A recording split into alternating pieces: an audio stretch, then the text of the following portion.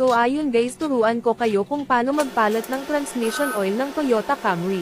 Luwagan lang yung tornilyo gaya ng ginagawa ko, basta tuladin nyo lang ang ginagawa ko.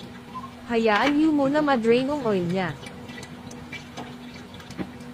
May taki pong bolt ng paglalagyan ng oil sa gilid ng gulong, baklasin nyo lang gamit kayo ng 10mm socket, drain nyo lang kung ano inuobra ko.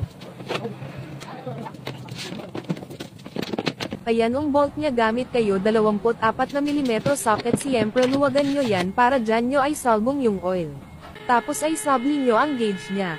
Tapos ikarga nyo na ang oil niya.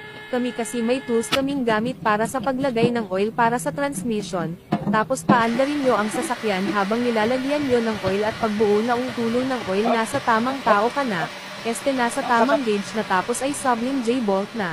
Habang nakaandar ang kotse, mag-shift ka ng mga gear niya, no, nalamuyot metro nga samrek cambio na.